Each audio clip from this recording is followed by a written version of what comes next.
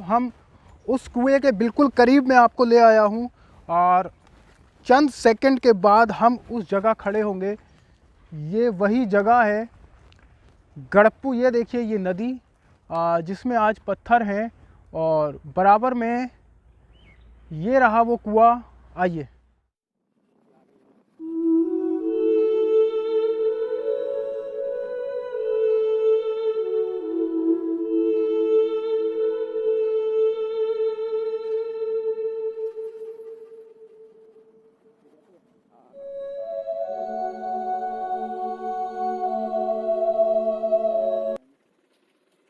नमस्कार दोस्तों, स्वागत है आपका हमारे न्यू ब्लॉग में। और आज की इस वीडियो में हम आपको एक ऐतिहासिक स्थल पर लेकर आए हैं जो संबंधित है डाकू सुल्ताना से।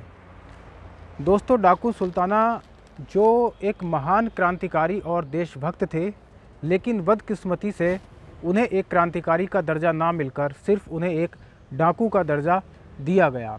ये जिस जगह हम खड़े हैं, ये स्थान उत्तराखंड के काला ढोंगी के पास है और गड़प्पू इस जगह को कहते हैं, जहां पर गड़प्पू पर डाकू सुल्ताना ने अपने जीवन के कुछ समय व्यतीत किए थे। कहते हैं जब वो अंग्रेज़ों के ख़िलाफ़ बगावत कर रहे थे, उस समय उन्होंने अपना ठिकाना इसी जंगल को बनाया हुआ था। आप मेरे पीछे देख सकते हैं कि अब यहाँ वन विभाग की चौकी बनी है और ये साइड से अगर आप देखेंगे तो ये नैनीताल के लिए एक रास्ता जाता है। दोस्तों, डाकू सुल्ताना का जन्म की अगर हम बात करें तो उनका जन्म उत्तर प्रदेश के मुरादाबाद शहर में एक स्थान था हरथला, जहां पर हुआ था और वहीं से उन्होंने अंग्रेज़ों के ख़िलाफ़ बगावत शुरू की थी और वो इस जंगल में अंग्रेज़ों के ख़िलाफ़ अपने अभियान चलाते थे और यहीं पर रहते थे। कहते हैं कि इसी जगह पर उनका एक कुआं है जिसका प्रयोग वो और उनके लोग जो टीम थी पानी पीने के लिए करते थे। तो चलिए आज हम आपको दिखाएंगे पूरी बारीकी के साथ इस जंगल में उस कुएं को। तो बने रहेगा ब्लॉग में और लास्ट तक ब्लॉग को देखिएगा। हम सुल्ताना के बारे में और भी बहुत कुछ बताएंगे। चलिए चलते हैं, आइए। ये देखिए, यहाँ से इस साइड दिखाओ, ये सीधा रास्ता है जो रोड नैनीताल की तरफ निकलती है और पीछे वन विभाग की चौकी और इधर ये जंगल का घना रास्ता है। अब यहाँ से हम मेन रोड के बाद जंगल के रास्ते से सीधे आगे बढ़ेंगे। देखिए कितना घना रास्ता है, हर कदम पर खतरा है। अभी वन विभाग के कर्मचारियों ने हमें बताया था कि यहाँ हाथी और शेर, तेंदुए, जंगली जानवर रहते हैं, लेकिन फिर भी हम आप लोगों को वीडियो दिखाने के लिए चल रहे हैं। ये देखिए साथ में बानर सेना।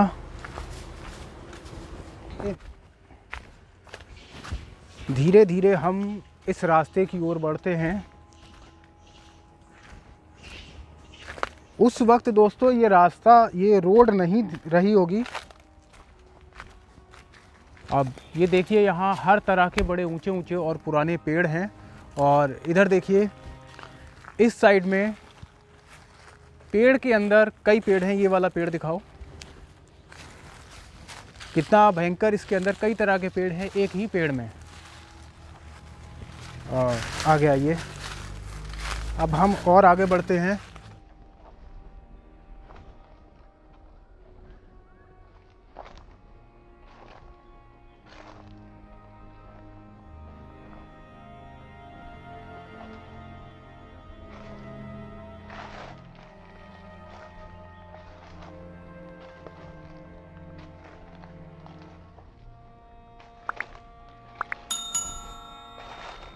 कि अब हम कुएं के बहुत करीब पहुंच चुके हैं। ये हम नदी, इस वक्त हम नदी के नीचे उतर चुके हैं और साथ ही साथ अब यहाँ से आपको उस नदी का नज़ारा भी दिखाई देने लगेगा।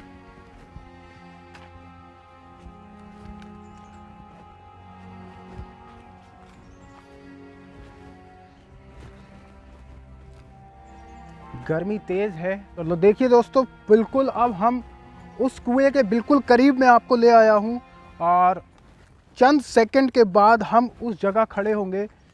ये वही जगह है गड़प्पू। ये देखिए ये नदी जिसमें आज पत्थर हैं और बराबर में ये रहा वो कुआं।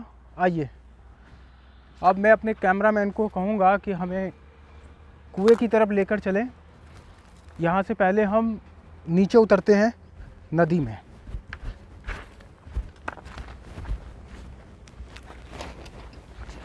ये देखिए दोस्तों, फाइनली अब हम बिल्कुल बीच नदी में हैं और यहाँ से हम जंगल का नज़ारा आपको दिखाते हैं कि आप चारों तरफ से देखिए। ये नदी है, इस वक्त सूखी है, इसमें पानी फ़िलहाल नहीं है। और इधर दिखाइए, इधर अब ये पुल बन चुका है और अब हम पहुँच चुके हैं उस कुएं के पास, गड़प्पू का कुआं। और कहते हैं कि ये कुआं डाकू सुल्ताना के नाम से जाना जाता है। इस कुएं का संबंध, यही वो कुआं है, इस कुएं का संबंध डाकू सुल्ताना से बहुत पुराना है। तो दोस्तों ये है वो कुआं, पूरा ऊपर से एक बार नीचे तक दिखाएंगे। इस कुएं में आप अंदाज़ा लगा सकते हैं, इस कुएं की आज ऊंचाई अगर हम देखें तो हमें ये लगेगा कि ये नदी से बहुत ऊंचा है, लेकिन उस वक्त लगभग इसकी ये पूरा दबा होगा और उस स्थान तक पानी रहता होगा। तो अब ये मिट्टी कट चुकी है, शायद उसी वजह से आज ये हमें एक इमारत की तरह नज़र आता है, लेकिन इसका इतना हिस्सा दबा हुआ था और इसमें ऊपर तक पानी होता होगा। इसका प्रयोग डाकू सुल्ताना और उनकी सेना पानी पीने के लिए करती थी। डाकू सुल्ताना के जो पूर्वज थे वो महाराणा प्रताप की सेना में उनके सेवादार थे और कहते हैं कि हल्दी घाटी युद्ध के बाद वो हरथला में आकर बस गए थे और उस वक्त जब अंग्रेज़ों ने डाकू सुल्ताना के माता पिता को मार दिया था। कहते हैं उस वक्त डाकू सुल्ताना की उम्र महज 13 वर्ष थी और उसी समय से डाकू सुल्ताना के मन में अंग्रेज़ों के प्रति इतनी नफ़रत पैदा हुई कि उसने अंग्रेज़ों से बदला लेने की मन में ठान ली और धीरे धीरे 17 साल की उम्र में ही उसने अंग्रेज़ों की नाक में दम कर दिया और अपनी एक पूरी फ़ौज तैयार कर जगह जगह से अंग्रेज़ों को खदेड़ने के लिए प्रयास करने लगे। जब अंग्रेज़ों ने उनका विरोध किया तब हरथला छोड़कर डाकू सुल्ताना ने, ये कुमाऊं का जंगल है दोस्तों, कहते हैं कुमाऊं के इस जंगल में इसी जगह पर अपना ठिकाना बनाया और इसी भयंकर जंगल में जगह जगह उनके ठिकाने थे। यहीं पास में एक उसने अपना किला भी बनवाया था। एक किला नजीमाबाद में है जिसकी वीडियो हम पहले ही अपलोड कर चुके हैं, ये हमारी दूसरी वीडियो है। किला भी अभी दिखाएंगे और यहाँ रहने लगे। इसी नदी का पानी पीने के लिए उन्होंने यहाँ पर ये कुआं भी बनवाया था जिसमें इसी नदी का पानी जाता था। ये कुआं आज भी मौजूद है और कुछ लोग ऐसा भी कहते हैं कि डाकू सुल्ताना के नजीमाबाद वाले किले से यहाँ तक कोई अंदरूनी सुरंग थी गुप्त, जिसके द्वारा वो वहाँ से लेकर यहाँ तक आता था और यहाँ से निकलता था। इसको प्रमाणित नहीं किया जा सकता, लेकिन यही वो कुआं है जिसके बारे में ऐसा कहा जाता है और हम इसको चारों तरफ से दिखाएंगे। ये देखिए, इस कुएं के अंदर एक पेड़ निकल आया है और इसके ऊपर जाने का कोई भी रास्ता नहीं है। थोड़ा दूर से इसको दिखाएंगे ना,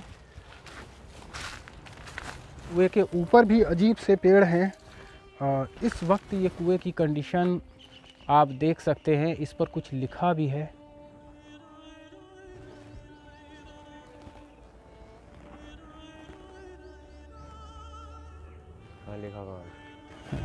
और इस साइड में देखिए ये पुल है दोस्तों और यहाँ पर एक ये प्राथमिक स्कूल भी है जिसको हम थोड़ा सा पास से दिखाते हैं। शायद अब ये स्कूल बंद हो चुका है। ये है यहाँ, आइए, ये देखिए दोस्तों, ये यहाँ पर एक राज्य प्राथमिक विद्यालय गड़प्पू है। कितना छोटा सा विद्यालय है। यहाँ ख़ास तौर से जो आसपास के बच्चे रहते हैं वही यहाँ पढ़ते हैं। बराबर में देखिए कुछ इधर छोटी झोंपड़ियाँ हैं, कुछ घर हैं जो पहाड़ी लोग रहते हैं। और यहाँ से ही फिर हम यहाँ से पूरा नज़ारा फिर से एक बार कुएं का दिखा दें कि कुआं यहाँ से कैसा लगता है। ये देखिए, अब कुआं ज़मीन से इतना ऊंचा दिखाई देता है।